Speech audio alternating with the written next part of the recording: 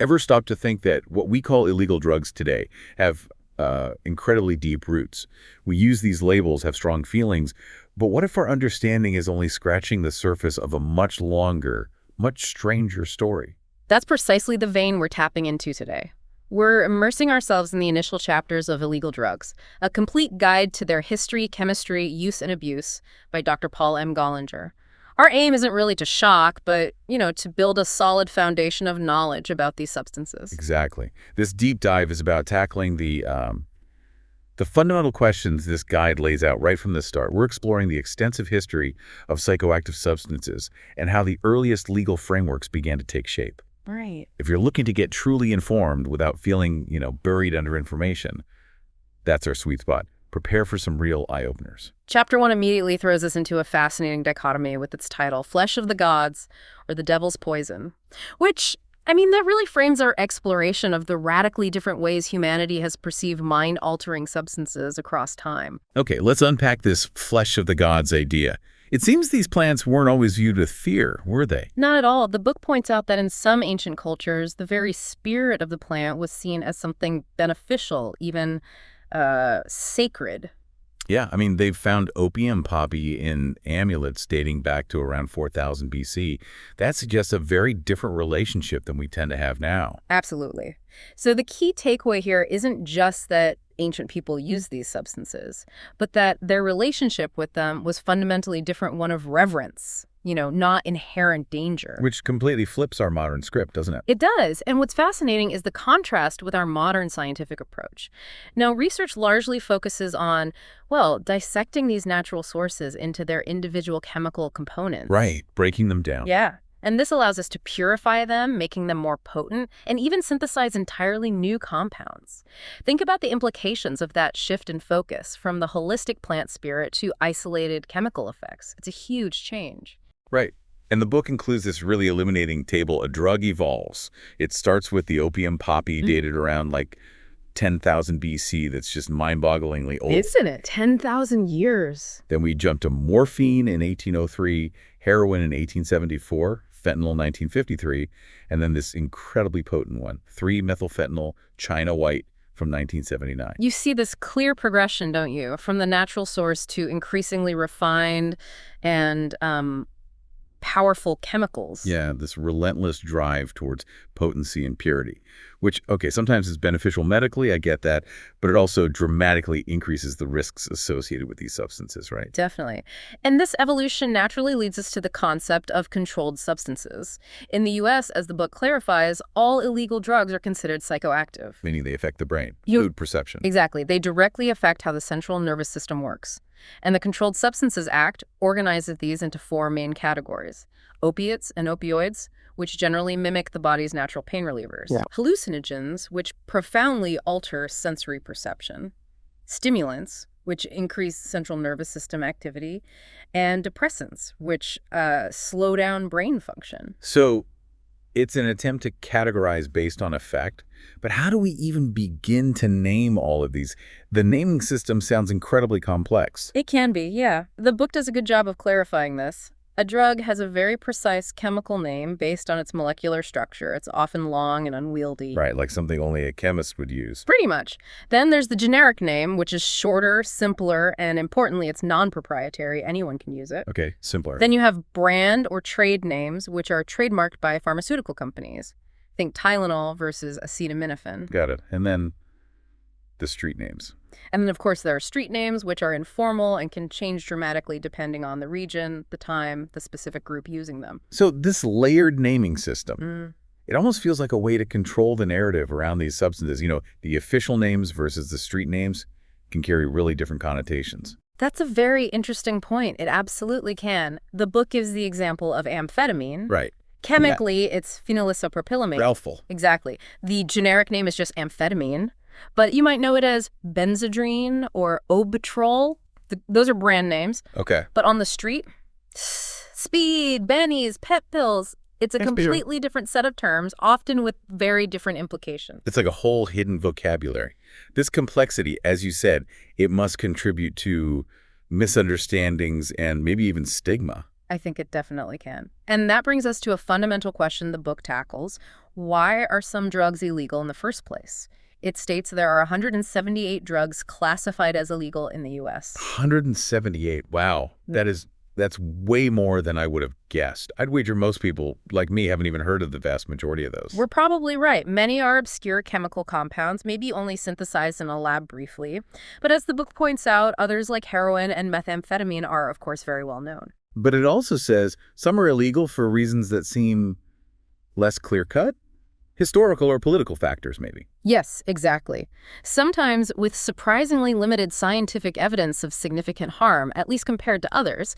Peyote and ibogaine are cited as examples where cultural use or political dynamics played a big role. That really makes you think about the basis for these classifications, doesn't it? It's not always just about the pharmacology. Not always. And the book uses a Venn diagram to illustrate how these categories overlap abused drugs, recreational drugs, psychoactive drugs, and narcotics. Ah, okay. So it's not just black and white, legal versus illegal, or good versus bad. Precisely. These categories aren't mutually exclusive. The diagram really helps visualize that complexity. A substance can be psychoactive, used recreationally, and also have the potential for abuse. They often intersect. And what about the term narcotic? I admit, like probably many people, I always assumed that just meant any illegal drug. That's a common misconception, and the book clarifies it well. In strict medical terminology, narcotic specifically refers to opium or its synthetic derivatives, opioids, basically. Things that induce sleep or stupor and relieve pain. So medically, it's quite specific. Yes. However, in everyday language, and even sometimes in legal contexts, it's often used much more broadly as a sort of catch-all for all illegal drugs. Which, again, adds another layer of potential confusion when we're trying to talk about these issues clearly. Definitely. It seems like the whole landscape is far more nuanced than we often realize. And the chapter concludes with this really profound question: will the drug problem ever be solved? Yeah, that feels like an impossible question.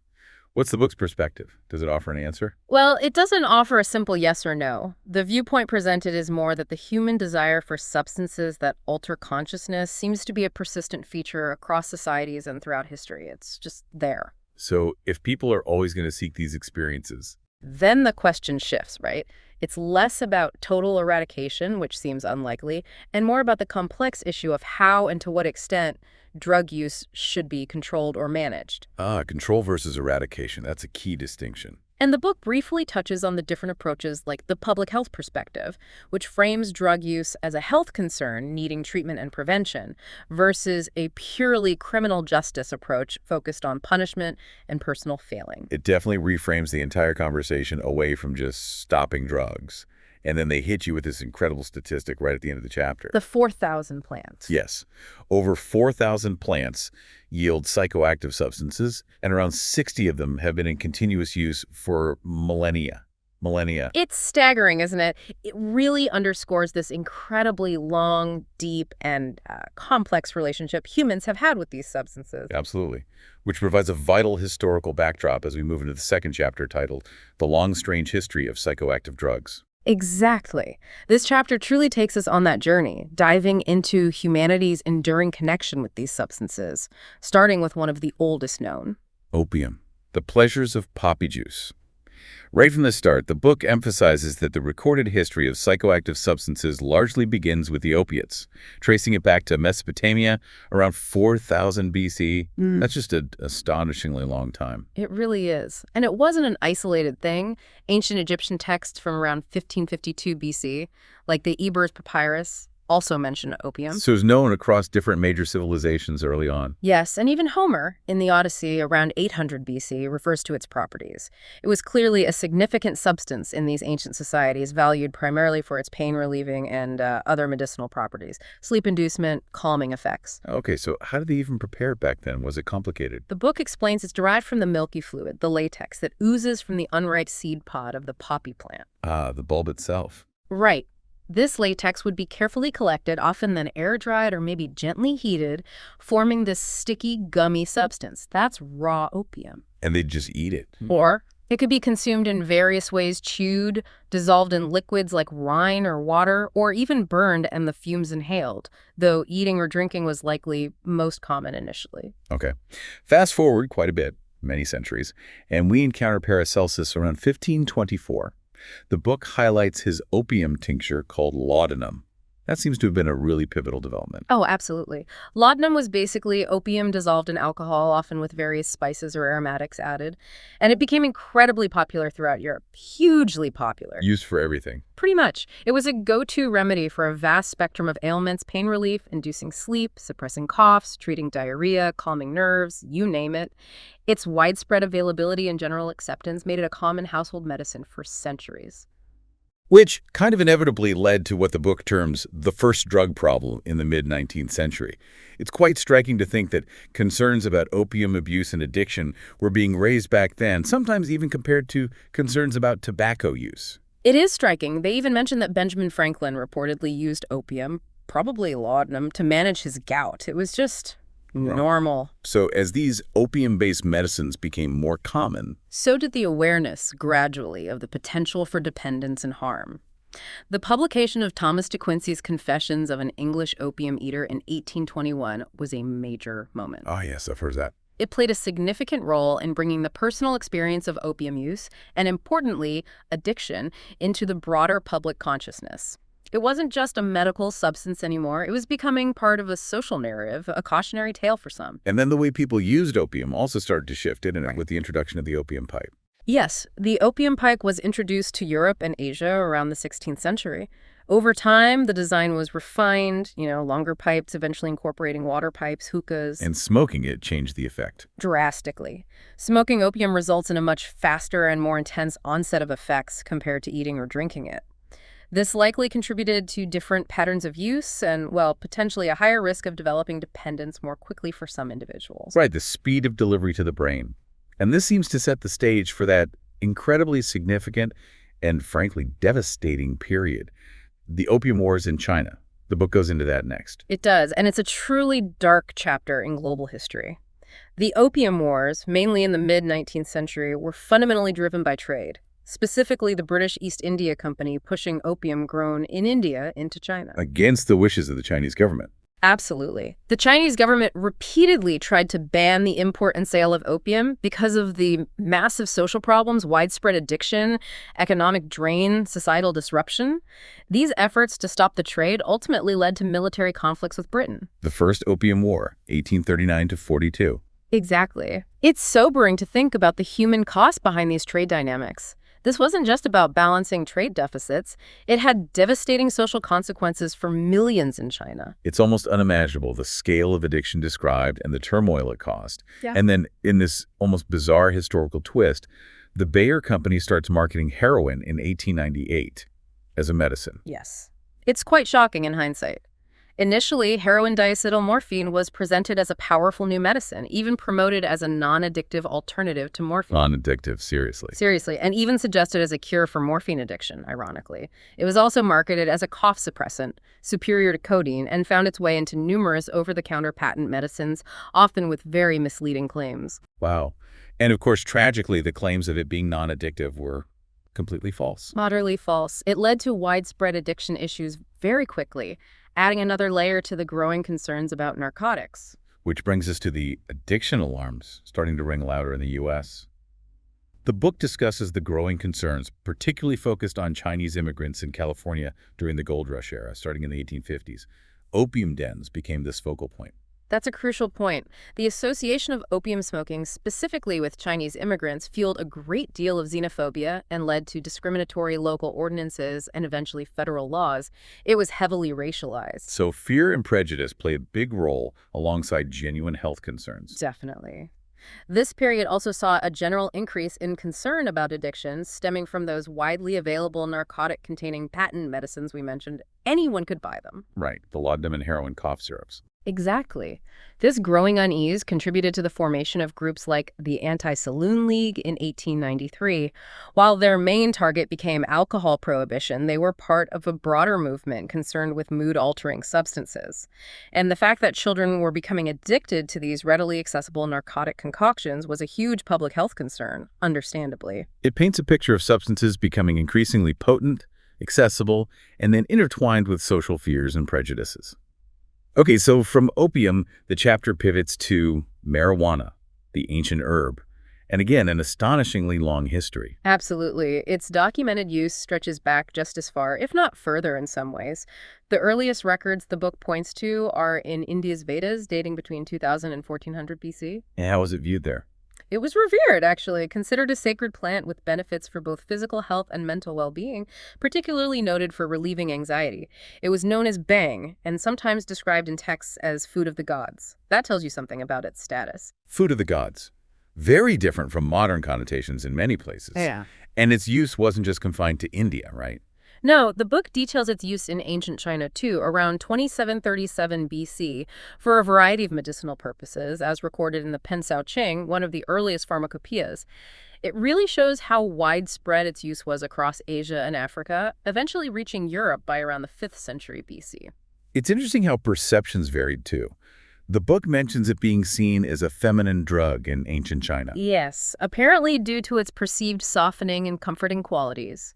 It also reportedly played a role in Japanese wedding ceremonies and was used by women in medieval Europe for various purposes, possibly related to childbirth or other ailments. Then there's the whole hashish assassins myth. I've definitely heard that term bounced around. What's the book's take on that? Was it real? Well, hashish, which is the concentrated resin from the cannabis plant, was certainly known in the Arab world by around 100 AD and features in Islamic literature and folklore. But the sensationalized European accounts Marco Polo's stories, for example, linking its use to a sect of assassins carrying out politically motivated murders while under its influence, Yeah. those are now largely considered to be exaggerated, likely based on secondhand accounts, misunderstandings, or perhaps deliberate embellishment. The term assassin itself might derive from hashish users, but the connection to organized murder under the influence is highly dubious. So less about killer cults and more likely just people using hashish socially or medicinally, maybe sometimes to excess. That seems to be the more plausible reality presented. Its more common uses were likely social and medicinal, even appearing in early European medical texts, though sometimes associated with revelry and potential social disruption, like many intoxicants. Okay, that makes more sense. The chapter then shifts focus to rope and dope, highlighting the practical uses of the cannabis plant, specifically hemp. I knew it was used for rope, but I hadn't fully grasped just how vital it was. Hemp was absolutely crucial for centuries. Its fibers are incredibly strong and durable. Think rope, sails for ships, canvas, even clothing. It was a staple commodity. And in early America, too. Massively important. The book emphasizes its significance in the colonies. Jamestown settlers were actually required to grow it as early as 1611. Figures like George Washington and Thomas Jefferson were prominent hemp farmers. Wow. Required to grow it. Yeah. And hemp fiber was even used in early versions of the U.S. flag and possibly the paper for drafts of the Declaration of Independence. It was that fundamental. So what happened? Why did hemp decline if it was so important? Why did cotton take over? Several factors. The mid-19th century saw the rise of cotton, which became more commercially viable, especially after the invention of the cotton gin made processing it much faster and cheaper. Other materials for sailcloth and rope also emerged. Economics played a huge role. And this leads into the section, marijuana becomes marijuana. The book talks about how, until the late 1800s, most paper was actually made from hemp. That's right. It was a primary source for paper pulp. Then the narrative shifts, bringing in William Randolph Hearst, the newspaper magnate.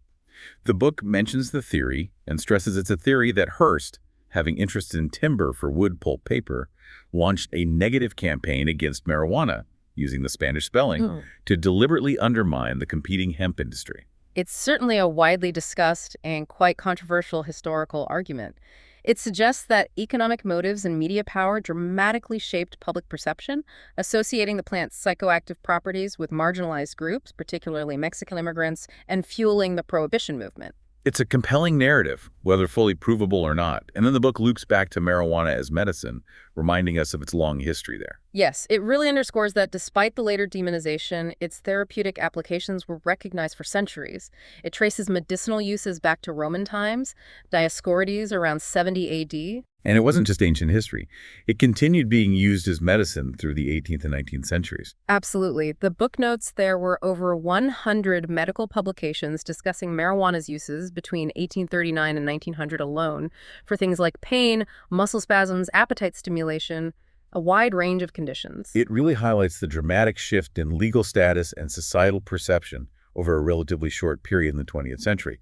The chapter also briefly touches on its link with the post-war beatnik culture, and jazz music. Right, associating it with counterculture movements, which further solidified its image for some as something outside the mainstream, perhaps even subversive. Okay, next major substance, cocaine, the sacred leaf. And again, we start with deep historical roots, this time in South America. Yes, a very long history there. Its significance in the Andean region dates back potentially 4,500 years, around 2,500 BC.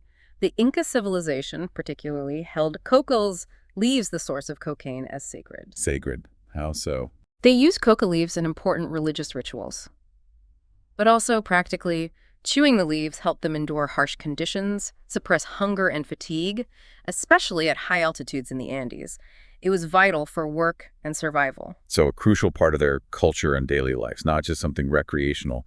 When did coca, and eventually the isolated cocaine, make its way to Europe? Coca leaves were introduced to Europe in the 16th century by the Spanish conquistadors, but they didn't really catch on initially. The effects were perhaps too subtle when chewed, or maybe the leaves didn't travel well. Oh, okay. It wasn't until the active chemical, cocaine alkaloid, was isolated by Albert Niemann in 1859 that scientific and public interest really exploded in Europe and North America. And the book refers to its indigenous use as a gift from the gods, Right. emphasizing that deep cultural reverence. Exactly. It highlights the indigenous perspective, seeing it as something beneficial, enhancing well-being, helping them cope with a challenging environment. A stark contrast to how cocaine would later be viewed in the West. Definitely. The chapter then details from coca to cocaine, talking about the marketing boom in the late 19th century. Right. Suddenly you had all these products hitting the market in Europe and the US containing coca extract, or even purified cocaine. Things like Vin Mariani. The coca wine, endorsed by a pope. Endorsed by Pope Leo III, among many other celebrities and dignitaries, hugely popular. And of course, the most famous example, early formulations of Coca-Cola contained coca leaf extract. Coca-Cola with, well, effectively cocaine derivative in it. It's almost unbelievable to think about now. And Sigmund Freud got involved too. Yes, Freud was initially very enthusiastic. He published papers like Über Coca, praising cocaine's potential therapeutic uses for depression, fatigue, even morphine addiction. He used it himself. But he changed his mind. He did. He later recognized its significant addictive properties and the potential for serious harm, including psychosis, and eventually strongly retracted his earlier endorsements. His own experiences and those of his colleagues and patients soured him on it. It shows how understanding evolved, even among experts. The book then covers a really disturbing aspect, the racialization of cocaine use in the early 20th century U.S. Yes, it delves into the deeply troubling and unfounded association of cocaine use with African Americans, particularly in the South. Sensationalist newspaper articles spread completely false stories about cocaine-inducing superhuman strength and uncontrollable violence in Black men. Horrific and purely fabricated. Utterly fabricated propaganda. These racist myths were used to justify fear, social control, and ultimately harsher criminalization. It played a significant role in shaping drug policy and enforcement in ways that disproportionately harmed Black communities. It's a shameful and critical part of the story to understand. This led towards regulation. It contributed significantly. The passage of the 1906 Pure Food and Drug Act was a major step. It didn't ban cocaine outright initially, but it required manufacturers to label products containing addictive substances like cocaine, opium, morphine, heroin, and cannabis. So people at least knew what they were taking. Yes, transparency was the first step. This, combined with the growing concerns and the racist hysteria, eventually led to stricter controls, like the Harrison Narcotics Tax Act of 1914, effectively outlawing non-medical cocaine use and starting the era of federal prohibition. Okay, the final category in this chapter, hallucinogens. Mind, myth, and madness. These seem to have an equally long, maybe even more mysterious history tied to spirituality. Absolutely. Their use in ancient cultures often seems directly linked to spiritual insight, mystical experiences, divination, and connecting with the divine or spirit world. The book mentions the ancient Hindu Vedas reference to soma. Soma, what was that exactly? That's the mystery. It was a plant or perhaps a mushroom preparation used in sacred rituals, described as granting immortality or divine insight. Its exact identity is still debated by scholars. Theories range from psychedelic mushrooms like Amanita muscaria to plants like ephedra or Paganum harmala. Fascinating. And the Eleusinian mysteries in ancient Greece, that sounds incredibly intriguing. It was a major religious cult centered around the goddesses Demeter and Persephone that persisted for nearly 2,000 years. The initiation rites involved consuming a sacred drink called the kykeon. And this drink might have been psychoactive. That's a leading theory. Many scholars believe the kykeon may have contained psychoactive compounds, possibly derived from ergot, a fungus that grows on rye and barley, which were prominent crops in the area. Ergot. That connects to LSD, doesn't it? Exactly. The book brings us to the modern era with the accidental discovery of LSD in 1943 by the Swiss chemist Albert Hofmann. He was working for Sandoz Pharmaceuticals, researching derivatives of ergot alkaloids for potential medical uses. And he discovered its effects by accident. Yes, he accidentally absorbed a small amount and experienced profound alterations in perception. He later intentionally ingested a dose to confirm, leading to the first documented LSD trip. Wow. The book also touches on historical outbreaks of ergot poisoning, known as St. Anthony's Fire. Right. Before people understood ergot, contaminated rye bread could cause mass poisonings. The symptoms included convulsions, gangrene, and vivid, often terrifying, hallucinations and delirium. It must have been truly frightening. And potentially linked to witchcraft scares. The book suggests a possible connection. It mentions the fear of witches in medieval Europe and posits that outbreaks of ergotism causing bizarre behavior and hallucinations might have contributed to some of the beliefs and accusations surrounding witchcraft, alongside the known use of other psychoactive plants in folk magic. A chilling thought. So Hoffman discovers LSD, and then what? How did the modern study of hallucinogens proceed? Well, LSD sparked immense scientific interest in the mid-20th century. Researchers explored its potential effects on the brain and its possible therapeutic uses, particularly in psychiatry and psychotherapy for treating addiction, anxiety, depression. And figures like Gordon Wasson? Right. Around the same time, people like R. Gordon Wasson, an amateur mycologist, were documenting the traditional use of psilocybin mushrooms in indigenous Mexican rituals, bringing them to Western attention. Mescaline from peyote cactus was also being studied. There was a period of intense exploration. But it didn't last. No. As these substances escaped the lab and became associated with the counterculture movement of the 1960s, widespread recreational use grew. This generated significant social controversy and political backlash. Concerns about potential psychological harm and societal disruption led to increasingly strict legal controls. So the research largely shut down. Yes, by around 1970, most hallucinogens, including LSD, psilocybin, and mescaline, were placed under strict international controls, like Schedule I in the U.S., which made research extremely difficult for decades, though we're seeing a resurgence in research interest now. It's been an incredible journey through just these first two chapters. We've gone from, ancient Mesopotamia and sacred rituals all the way to modern chemistry, drug laws, and social panics. The way we've perceived these substances has clearly shifted dramatically and often surprisingly over time. Indeed. We've seen substances once held sacred, like coca leaves or soma, or widely accepted as medicine, like opium or cannabis, become demonized and heavily criminalized. Understanding this long, complex, and often contradictory history is absolutely crucial context for any intelligent discussion about illegal drugs today and how we might formulate more effective policies moving forward. Definitely. So, for our final thought today, something for you, the listener, to mull over.